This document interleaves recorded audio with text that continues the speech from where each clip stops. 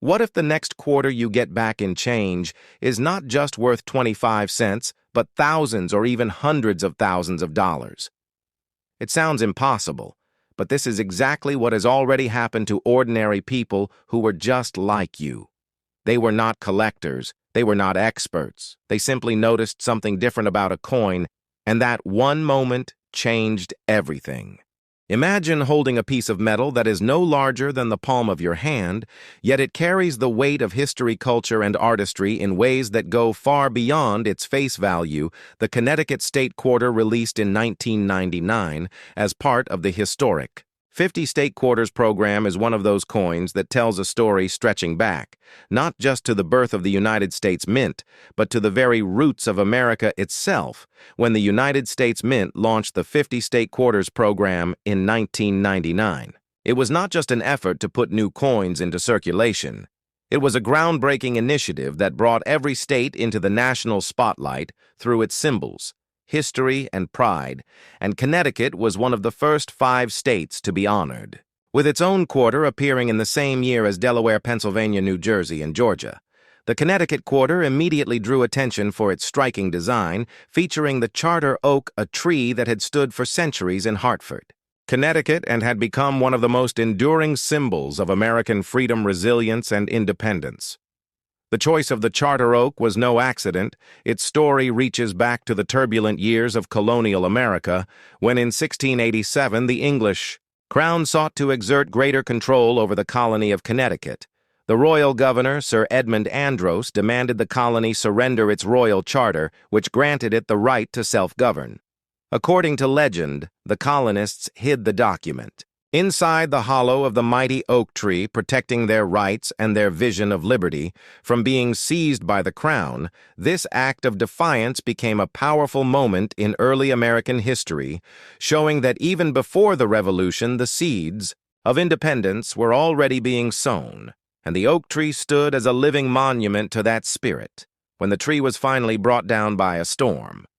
In 1856, its wood was carefully preserved and transformed into furniture, relics and mementos scattered across Connecticut and beyond, forever cementing its role in American heritage. The United States Mint knew that this story captured the essence of Connecticut, and so the charter oak became the central motif on the quarter itself. The image shows the sprawling branches of the tree, its powerful limbs reaching out across the coin as if to embrace the ideals of freedom and strength.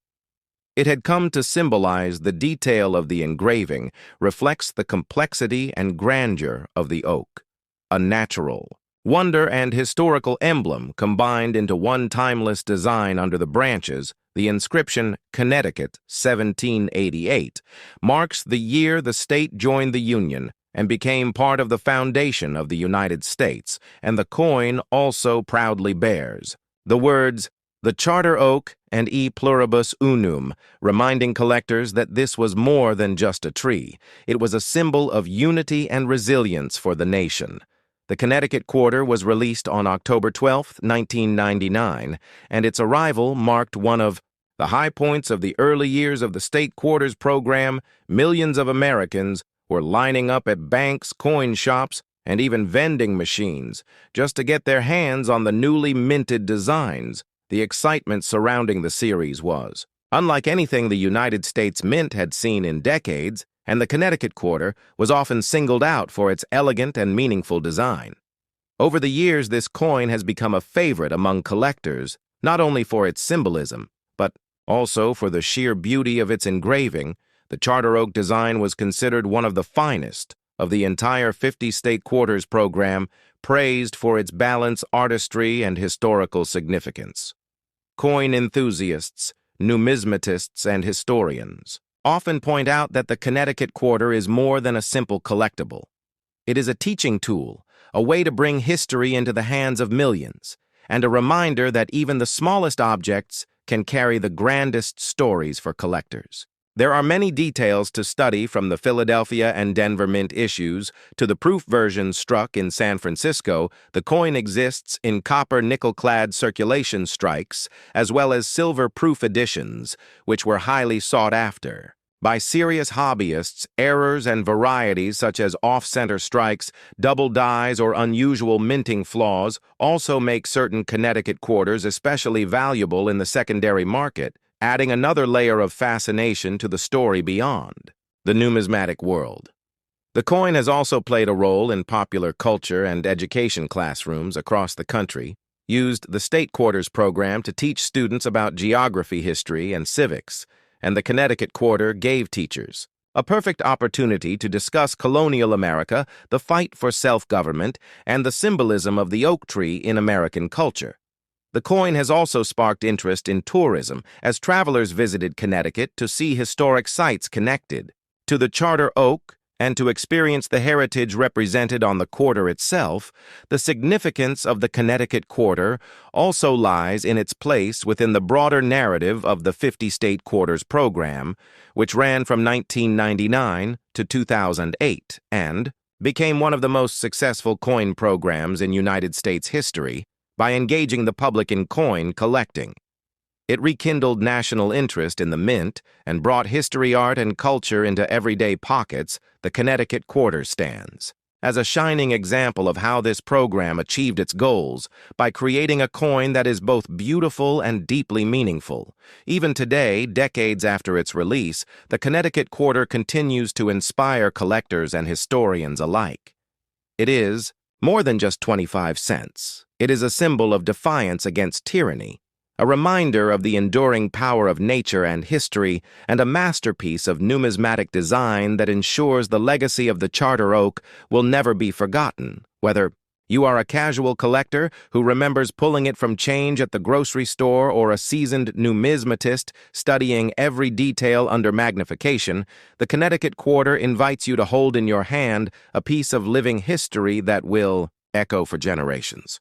If you hold in your hand the Maryland State Quarter issued in the year 2000, you are not just holding 25 cents of American currency, you are holding a carefully designed piece of history, culture, and symbolism that reflects one of the most important states in the story of the United States, and one of the earliest to join the Union. The Maryland Quarter belongs to the original United States Mint 50 State Quarters program, which ran from 1999 to 2008, and changed the way Americans looked at their everyday change forever. Before this program, the reverse side of the Washington Quarter had always carried the familiar bald eagle design, but beginning in 1999, the Mint began issuing 5 different quarters each year, each representing one of the 50 states in the order that they entered the Union or ratified the Constitution. Maryland, the 7th state, joined in 1788, and so its turn came early in the program in the 3rd year, with its quarter officially released on March 13, 2000. The design of the Maryland Quarter is rich in meaning. The central image is the Maryland State House located in Annapolis. This is not just a beautiful piece of architecture, it is the oldest state capitol still in continuous legislative use in the country, and it was even used as the temporary capital of the United States from 1783 to 1784 after the Treaty of Paris was signed, ending the Revolutionary War. The State House dome is the largest wooden dome in the United States constructed entirely without nails, and has stood as a symbol of the state for centuries. By placing it at the center of the quarter, Maryland was making a bold statement about its role in the early formation of the nation and the importance of law governance. And history in its identity, surrounding the State House on the quarter, are branches of the white oak tree, Maryland's state tree known as the Y oak. This tree species has deep roots in the state's natural and cultural history, representing strength, endurance, and Maryland's lush landscape. The particular Y oak after which it is named stood for more than 460 years and was recognized as the largest white oak tree in the United States before it was destroyed by a thunderstorm in 2002, just 2 years after the Maryland Quarter was released, making its inclusion on the design even more poignant. Today, when people look at the quarter, they see not only the symbol of Maryland's governance, but also a lasting tribute to a natural giant that had been part of the state's identity for centuries. Above the State House is the word Maryland, and below it reads, "The Old Line." State Maryland's official nickname, this nickname was given during the American Revolution when the Maryland line regiments in George Washington's Continental Army earned an extraordinary reputation for discipline and bravery at battles such as the Battle of Long Island. Their courage and sacrifice helped save the Continental Army from destruction. And from that time onward, Marylanders have been proud to call their home the Old Line State. By including the nickname on the quarter, the United States Mint reinforced the idea that Maryland's legacy is not only architectural and natural, but also military and patriotic. The design was chosen through a careful process involving state officials and the public. As with other quarters in the program, the governor of Maryland at the time, Paris N. Glendening, worked with citizens artists and historians to propose several designs which were then reviewed by the U.S. Mint and the Commission of Fine Arts. The Maryland State House design won out because it captured the most iconic and historically meaningful image of the state in terms of artistic detail. The engraver responsible for the final rendering was Thomas D. Rogers, Sr., a skilled sculptor engraver at the Mint who ensured that the dome, the oak branches, and the inscriptions would all fit harmoniously onto the small canvas of a 25-cent coin. From a production standpoint, the Maryland quarter was struck at both the Philadelphia and Denver mints, with hundreds of millions of coins entering circulation in 2000. Collectors could also obtain proof versions from the San Francisco Mint in both clad and silver editions. These proof coins were struck with special dies and polished blanks to produce a mirror-like surface and sharp detail, making them highly desirable among numismatists. The release of the Maryland quarter was met with enthusiasm not just from Maryland residents, but also from coin collectors across the country who were eager to complete their albums of the 50 state quarters. Historically, the Maryland quarter also reflects a key moment in American numismatics. The State Quarters program reignited public interest in coin collecting and brought millions of new collectors into the hobby. Between 1999 and 2008, the program generated unprecedented excitement with people of all ages checking their pocket change, hoping to find the next state quarter in the series. Maryland's quarter was the 7th in the overall program, following Delaware, Pennsylvania, New Jersey, Georgia, and Connecticut. Each release carried with it not only economic value but cultural pride, and Maryland's design stood out for its stately elegance and historical gravitas. The Maryland State House itself deserves deeper exploration to fully appreciate why it was selected as the quarter's design. The building was begun in 1772 during the colonial era and was completed in 1779. Its dome is a masterpiece of 18th century craftsmanship and remains one of the architectural jewels of the nation. The State House is where George Washington famously resigned his commission as Commander-in-Chief of the Continental Army in December 1783, an act that established the precedent of civilian control of the military and demonstrated Washington's commitment to Republican government. It was also within the State House that the Congress of the Confederation ratified the Treaty of Paris, formally ending the Revolutionary War and recognizing American independence. These events make the Maryland State House one of the most historically significant buildings in the United States. The white oak surrounding the dome on the quarter provides a visual balance, but also a reminder of the natural heritage of Maryland. The Y oak, in particular, had become a symbol of strength, stability, and resilience for the people of the state. For centuries, it stood near the town of Y Mills and was a gathering place as well as a marvel of nature. It measured more than 30 feet in circumference and towered to over 90 feet in height. Its fall in 2002 was mourned by Marylanders, but the memory of it lives on not only in literature and art, but also in the image engraved on the Maryland quarter.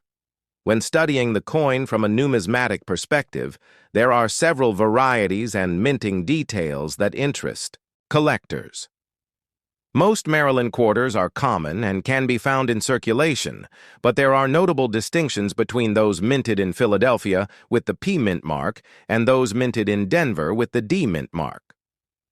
The proof versions from San Francisco bearing the S mint mark are more limited in number and include both clad and 90% silver strikes. Collectors also examine die varieties, errors, and condition with high-grade coins certified by grading services commanding higher values. Although the majority of Maryland quarters remain worth only face value today, pristine examples, particularly silver proofs, can carry a premium.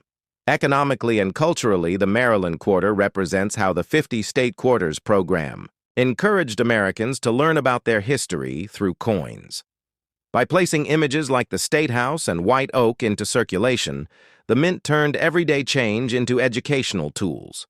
Children and adults alike began to explore the stories behind each design, and in Maryland, the coin sparked renewed interest in visiting Annapolis, exploring the State House, and celebrating the legacy of the old line state. From a broader perspective, the Maryland quarter can be seen as a miniature history lesson encapsulating architecture, politics, military valor, natural heritage, and the art of coin design, all within a space less than an inch wide. It demonstrates the power of numismatics to connect the public with the past and to preserve memory. In metal long after the Y Oak has fallen and centuries after George Washington laid down his commission, the quarter continues to circulate silently, reminding millions of people every day of Maryland's vital place in the American story. When you stretch out the details of its design history, significance, and legacy, you can easily develop a rich narrative lasting hours for a documentary or educational video. The Maryland quarter is more than just a coin. It is a monument in miniature, a symbol of governance, strength, and heritage that continues to carry meaning 25 years after it was first struck and will continue to do so for generations to come. Imagine holding in your hand a small piece of metal that carries not only a face value of 25 cents, but also the story of a state that stretches across endless plains and rises into some of the most majestic mountain ranges in North America. The Montana State Quarter, released in 2007 as part of the United States Mint's ambitious and wildly popular 50 State Quarters program, is more than just a circulating coin. It is a work of miniature art and a window into the cultural, historical, and natural legacy of the treasure state. When collectors first saw the Montana quarter, they immediately recognized its striking design, a powerful image of a bison's skull framed against the backdrop of Montana's rugged mountains and open plains. Beneath it, the simple inscription, "Big Sky Country," reminded everyone why Montana has long been celebrated as a land of vast horizons and unbroken wilderness. Yet behind this small piece of currency lies a much deeper story that connects history, geology, wildlife, and the people of Montana to the broader fabric of the United States. The origins of the Montana quarter trace back to the 50 State Quarters program launched in 1999 by the United States Mint under the leadership of Director Philip N. Diehl, and with strong congressional support, the program was designed to release a new quarter every 10 weeks, honoring each of the 50 states in the order they entered the Union. Montana, the 41st state admitted on November 8, 1889, was given its turn in 2007, and the competition to decide what symbol would represent the state was intense. Throughout the planning process, Montana residents submitted thousands of design ideas ranging from images of cowboys, Native American culture, the state seal, gold mining icons, and natural wonders like Glacier National Park and the Yellowstone River. But after much debate, the bison skull design rose to the top because it uniquely captured both the natural beauty and the cultural heritage of the state. The buffalo skull has long been a symbol in Native American culture, particularly for tribes of the Great Plains, who considered the bison not only a source of food, clothing, and shelter, but also a spiritual emblem representing abundance, sacredness, and the cycle of life. Montana's choice to place the skull on its coin was therefore not just an artistic decision, but a recognition of the deep historical connections between the land, its original inhabitants, and the wildlife that once roamed in massive numbers before near extinction in the late 1800s. The background mountains evoke the grandeur of ranges like the Bitterroots, the Beartooths, and of course the Rocky Mountains that dominate western Montana, while the words Big Sky Country tie directly to the popular nickname first coined in the 1960s to advertise Montana's unspoiled landscapes and endless sky. The design was created by artist Donna Weaver, who worked with the Mintz engraving team to bring the vision to life. The final engraving was completed by sculptor-engraver Charles L. Vickers, whose precise detailing captured the rugged contours of the bison skull and the distant mountain range when the coin was officially released into circulation. On January 29, 2007, it marked one of the most anticipated launches of the year, with ceremonies held in Helena, the state capital, where school children, coin collectors, local leaders, and residents gathered to celebrate this symbolic moment. But the Montana Quarter is not only about art and symbolism. It also has a fascinating place in numismatics, with mintages across the Philadelphia and Denver mints, totaling hundreds of millions of pieces. Yet collectors quickly discovered that certain errors and die varieties made some Montana quarters especially valuable.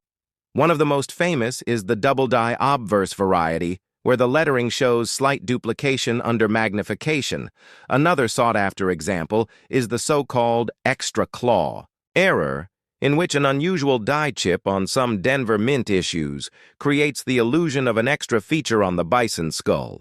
These varieties continue to be traded among collectors, often fetching higher prices than standard circulation strikes proof. Versions of the Montana Quarter struck in both clad and silver were also released for collectors in annual sets, and these high-quality pieces remain highly desirable. To fully appreciate the Montana Quarter, one must place it within the history of the state itself. Montana's story stretches back to prehistoric times when the land was covered by inland seas and dinosaurs roamed the region. Later waves of Native American tribes, including the Crow Blackfeet, Assiniboine, and Salish, made Montana their home, relying on the bison as a central part of their lives in the 1800s. Explorers, fur traders, and settlers arrived as part of westward expansion, and Montana became known for its vast mineral wealth during the gold and silver rushes, earning it the nickname the Treasure State.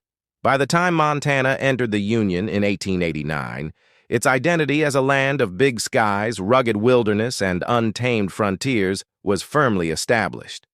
The bison skull on the quarter thus connects directly to this deep and layered history. The economic and cultural impact of the 50-state quarters program was enormous, and Montana's coin played its part.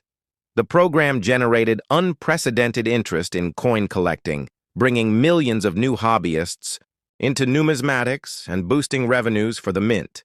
It also served as a tool for education. Teachers used the quarters to introduce lessons on geography, history, and culture, allowing students across America to hold a piece of another state in their hands. Montana's release, in particular, inspired discussions about Native American heritage, wildlife conservation, and the balance between honoring history and celebrating natural beauty.